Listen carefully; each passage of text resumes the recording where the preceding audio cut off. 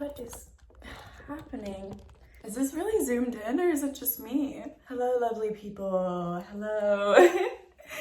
It's been a while since I've been back at this corner of the world. I'm back in Los Angeles right now. I'm going to be lighting this wind incense that I used before. Yeah, let's get this started so we can get into the video, because today I'm just going to be doing a little life update on what I've been thinking about doing in life and what's been giving me stress, and just hopefully stuff that you can all relate to as we go through this pandemic, like the 5th or 6th month now all together. I'm hoping we can find some solace and help one another. So let's get into it.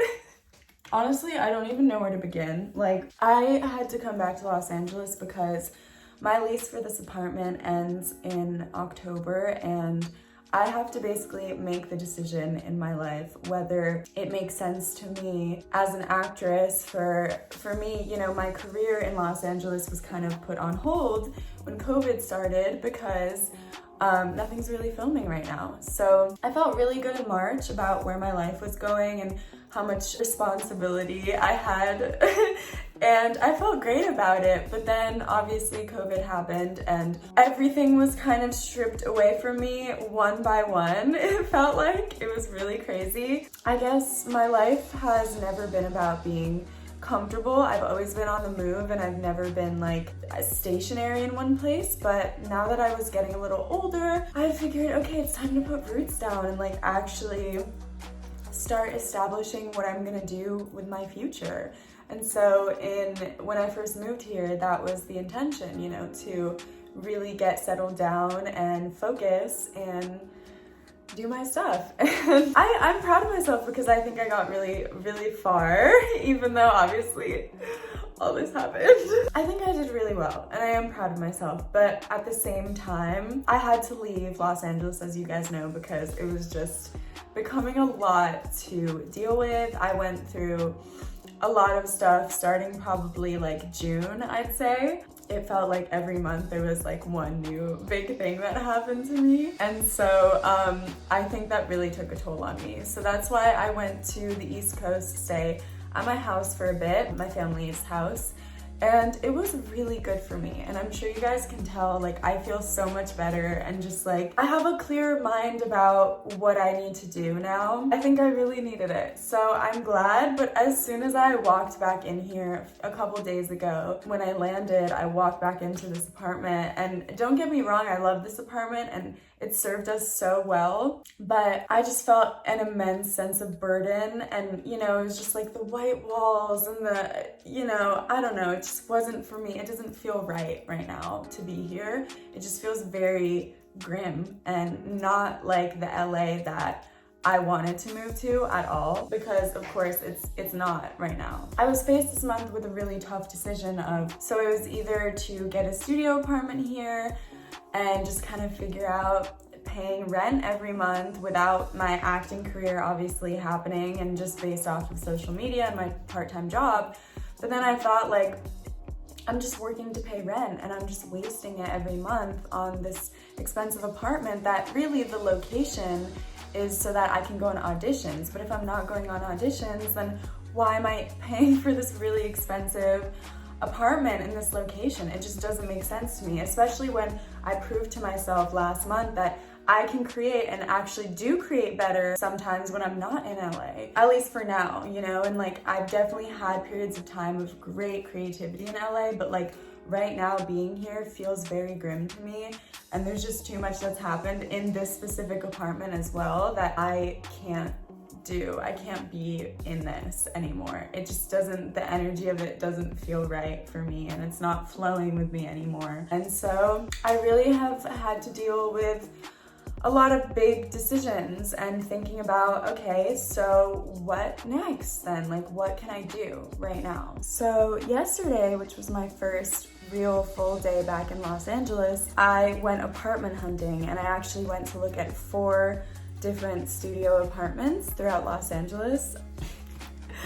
God. They were just, I mean, it's not that they were like bad, because I do think there was one that I really liked, but the location of all of them, because my budget was like in the 1,500s, really. The location was all in like a really unsafe area.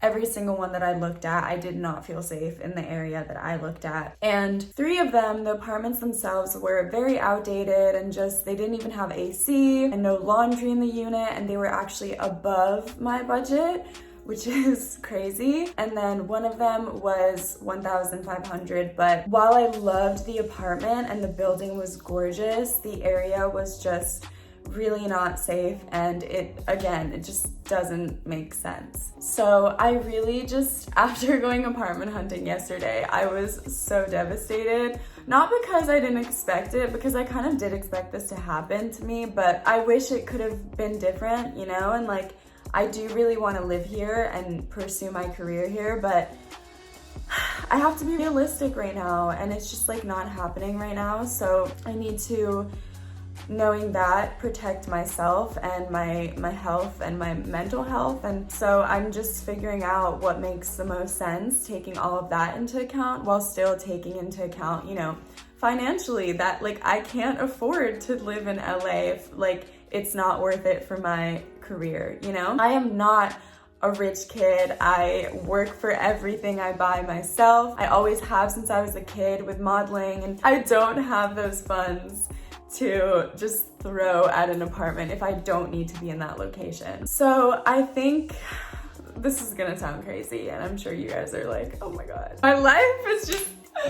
My life is becoming like this crazy story. But I think I'm going to end up moving out of this apartment and just putting my furniture into a storage unit, and either going to be with my family who's in Europe right now, just because I haven't seen them since December, and I love my family, and it would be really nice to be with them for a while and just be with familiar faces, and, you know, be able to work remote from home but also be with them for a while. And so yeah, I was on FaceTime with my mom for like 4 hours yesterday, and we're just kind of figuring it out. So I think obviously that's a really good option, and I'd be really excited to do that. Or I can go back to the East Coast to my house, which is always there, and continue to create from there. I also don't know how to drive, so I really kind of want to take this time to learn. So that's something that I could do if I went back to the East Coast for a while. That's really like what I'm coming to the conclusion of.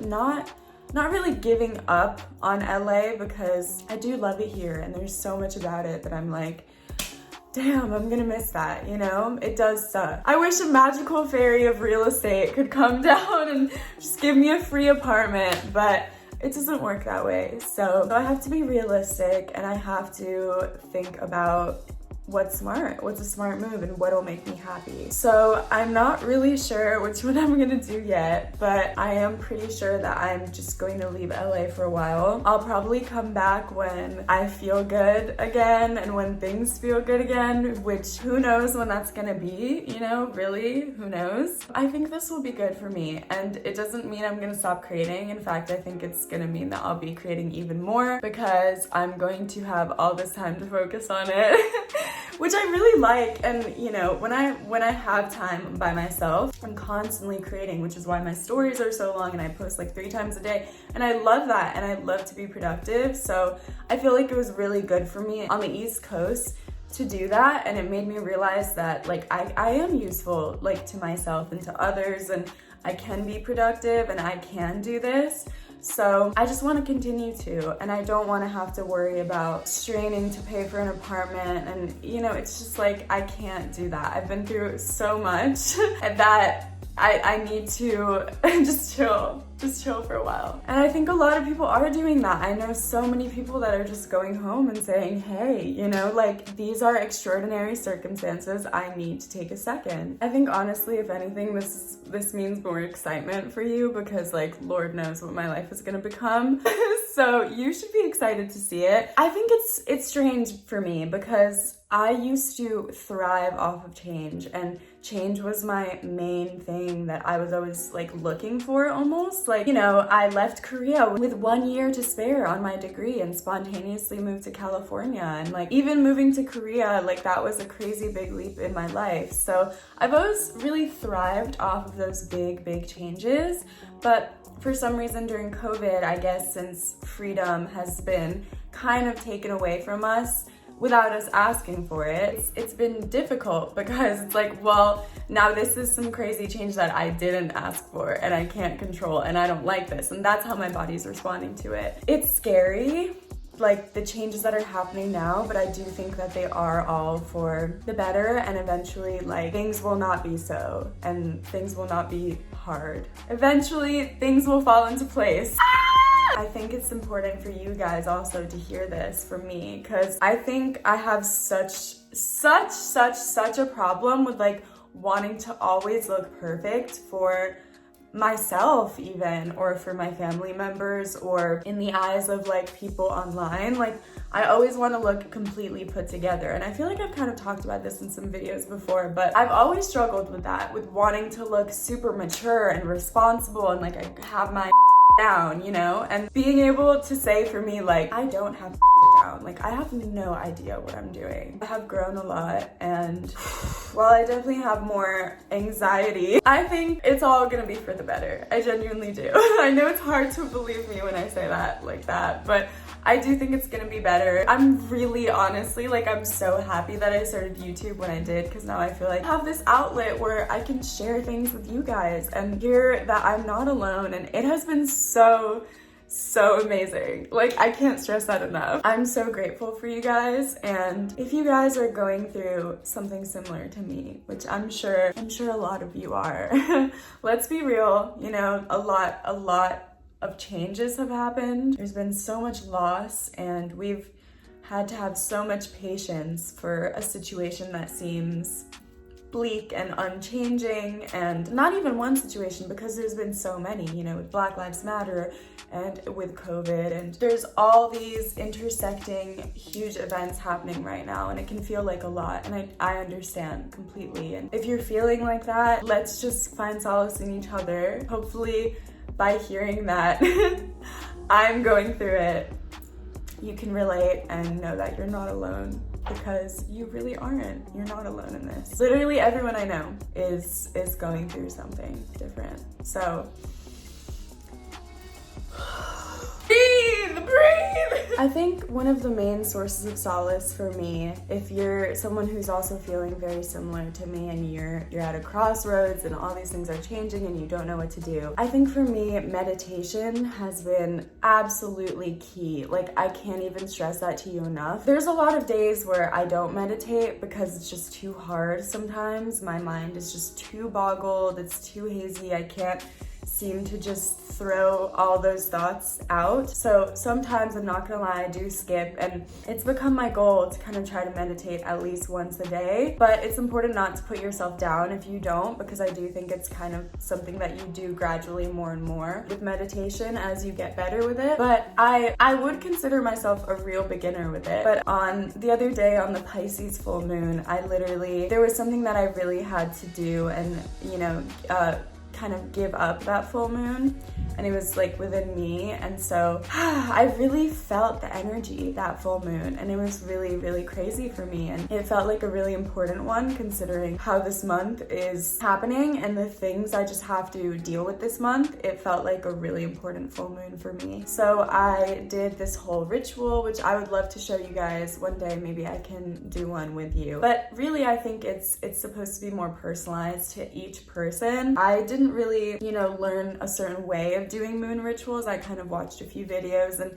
then started doing what felt comfortable for me. But I would love to share it with you guys, because I think I've kind of perfected what I like in it, and it really helps me. And I do it every full moon, and every new moon I have a different ritual for that as well. After doing my moon crystal board and, you know, burning some incense and burning a bay leaf, and found this amazing guided meditation by Adia Dowlett, I think is her name, Adia ASMR on YouTube, whom I really want to recommend to you guys, because her videos, like, I found them maybe like a week or two ago, and I'm already addicted. Like, her videos have helped me so much just to stay grounded. And this full moon in Pisces meditation that she uploaded was just, my gosh, like, I turned it on really high on my speakers and I sat on the floor.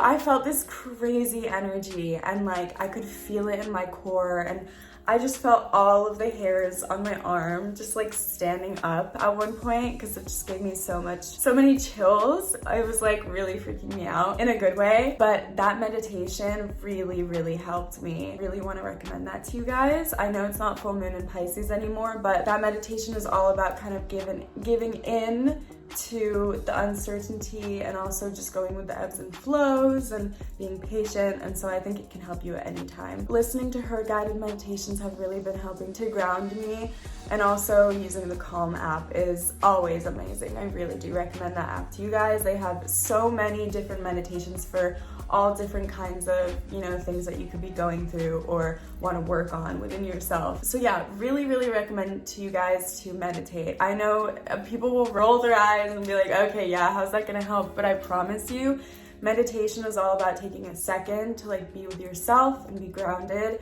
And I think that's what we all need right now. We need to be able to like disconnect and just be, and not stress and not think, because knowledge is what makes our story a living hell. The knowledge of all these things we wanted to do but couldn't, and the knowledge of all these plans that were ruined, and the knowledge of all these things that are happening, and that knowledge is what really stresses you out. And sometimes it's okay, and you need to allow yourself to unplug from your knowledge and just take a second and breathe and release energy. It's really important, and I really hope you guys take the time to do that. You know, not just because I said it, but really because you want to work on yourselves. I hope that's the journey we're all on. Yeah, it's gonna be a crazy ride. Obviously, I don't really know what I'm gonna be doing. Glad you guys are here, and yeah, please hit that subscribe button. I'm going to need all the support that I can get. I really love you guys. I hope you enjoyed this one. I'll see you in the next one. Hopefully it won't be me crying again. The day that I go like a whole video without crying is the day that we all celebrate, okay? Okay, I really love you guys. I'm gonna go edit this other video and I'll talk to you guys soon. Oh, and if you want to follow my social media, my Instagram is Abril L. Rios and my Twitter is Abril Louisa Rios. I love you guys. Bye. Thank you for watching.